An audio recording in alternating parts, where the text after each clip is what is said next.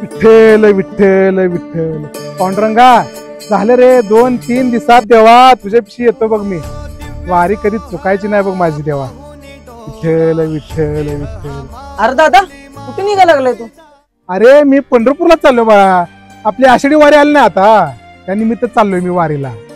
काय तू वारीला चाललाय? तिथे शेतात एवढी मोठी कामं पडलेली ती का तुझा पांडुरंग घेऊन करणार आहे काय? ती काय मला माहित नाही. तू वारीला जायचं नाही.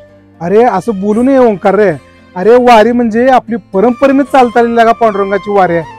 एक सुद्धा वारी कधी चुकली नाही आणि मी आता कशी वारी चुकू रे सांग बरं मला. ते काय मला माहित नाही बघ दादा. तू जायचं नाही म्हणजे जायचं नाही.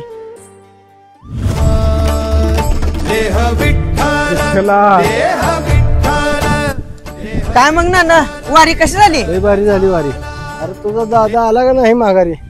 आमचा दादा तर वारीला गेलाच ना. आमचा दादा शेतात काम करायला लागलाय. काय सांगतो लागा तुझ्या दादामुळे माझं पांडुरंगाचं दर्शन झालंय. काय आमच्या दादानं पांडुरंगाचं दर्शन घेतलं? आमच्या शेतात कोण काम? ठीक आहे ना तुम्ही या.